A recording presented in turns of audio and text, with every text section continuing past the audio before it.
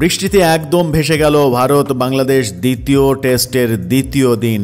একটি বলও মাঠে গড়ায়নি, এমনটা হওয়ারই কথা ছিল।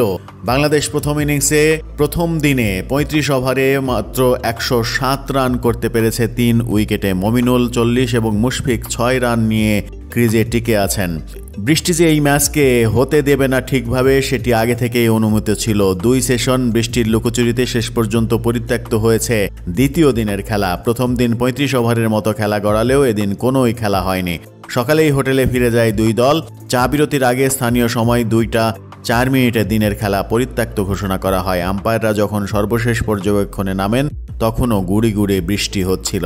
বৃষ্টির কারণে ভেসে গেছে বাংলাদেশ ভারত দ্বিতীয় টেস্টের দ্বিতীয় দিনের প্রথম সেশন এবং তারপরে খেলা পরিত্যক্ত ঘোষণা করা হয় দ্বিতীয় দিনের। আবহাওয়ার অবস্থা যা, তাতে তৃতীয় দিনেও বৃষ্টি হানা দেওয়ার সম্ভাবনা রয়েছে। ভারত বাংলাদেশের এই টেস্টের ভাগ্য ড্রর দিকেই এগোচ্ছে কিনা সেটি বোঝা যাবে তৃতীয় দিনে বৃষ্টি ভাগ্য কি বলে।